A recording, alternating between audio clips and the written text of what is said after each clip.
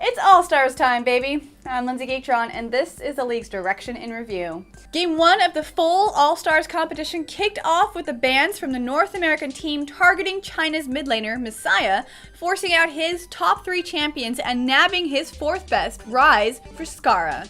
With a high early pressure bringing X Special and Double Lift dangerously low, North America nonetheless baited out a next-level First Blood.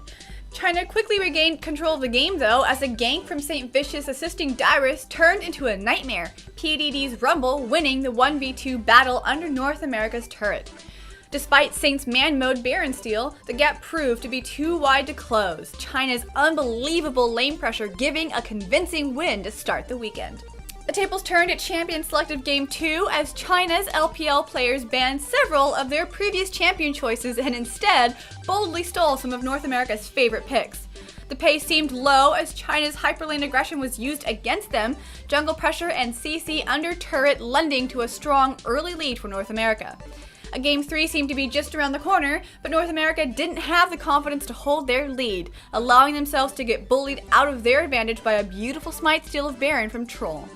NA's forced fight immediately after was too little too late, giving China the ace an edge they needed to take a 2-0 sweep for the first round of All-Stars.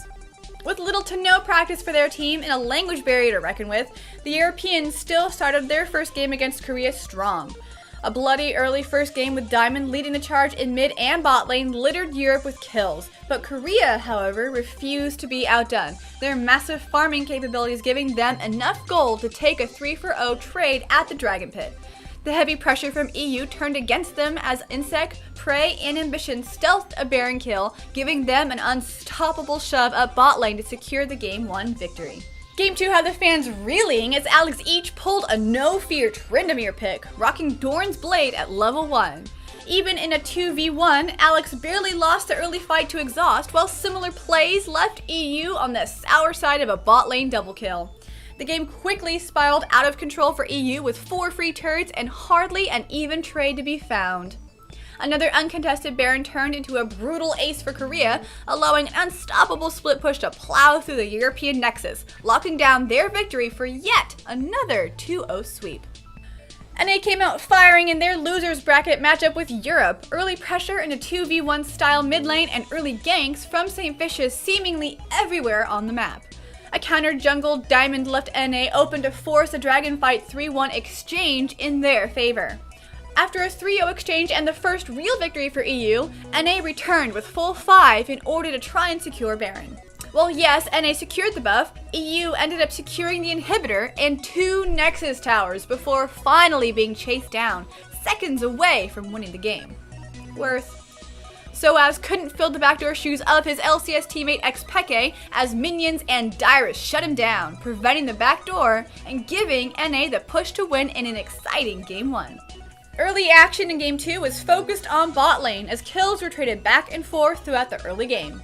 Alex each on Jace would become a monster by mid-game, killing St. Vicious in a 2v1 before being taken down by a combination of 4 people. NA would strengthen their position as they prevented EU from doing Baron, but a Baron attempt of their own would turn sour as EU picked up 4 kills and the Baron, swinging the advantage their way. NA held strong through the Baron buff, even picking up 3 kills, but immediately after lost 4 members while trying to push into EU's base. EU then took a page out of NA's book and had a disastrous play at Baron, allowing Double Lift to run freely and secure a pentakill on Ezreal. From there it was North America's game as they waltzed into top lane, decisively won a team fight, and pushed for the 2-0 series win. North America, already pleased with their upset at not scoring 5th in the tournament, was up for a less than pleasant matchup with powerhouse Korea. The Korean team boasted their want to literally double Dyrus' stats and have a marathon of crushing mid and bot lane, and they were all too willing to follow up on their words.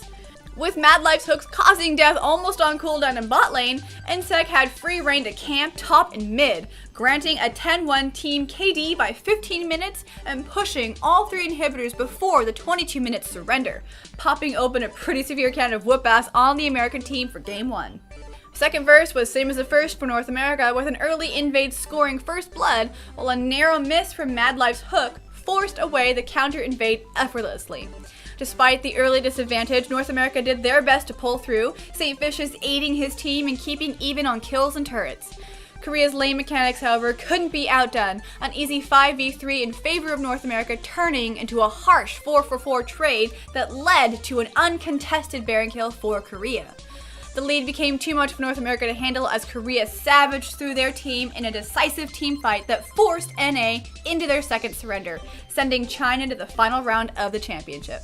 The first game between Korea and China for the title of All-Stars showed a scary start for Chinese fans as the Korean team was allowed to run their Meta Golem combo of TF, Thresh, Jace, and Lee Sin.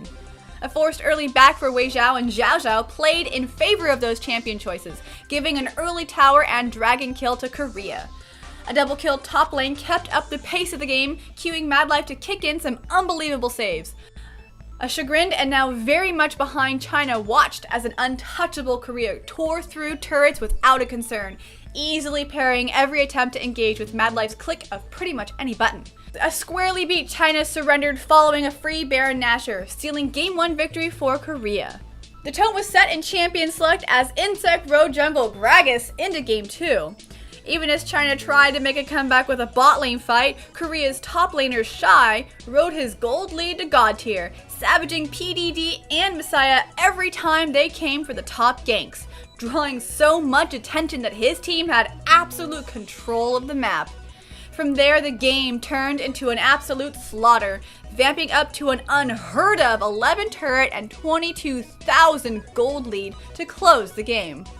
In North American news, major changes were announced to mainstay NA team Counterlogic Gaming as Hotshot GG will no longer be within the starting lineup. Hotshot, one of the earliest and most revered pros in League of Legends, has many fans saddened by his retirement from pro status gaming. Former mid laner Big Fat LP will step into jungle, Chowster will shift from jungle to support, and former AD carry of Marn, Nian Tonso, will step into the top lane for CLG. Aphromoo has left the team and has already returned to his hilarious streams back over on Twitch. It'll be interesting to see how chemistry shifts for CLG with their longtime leader stepping out and having the new, incredibly skilled blood of Nian Tonso making plays for the team.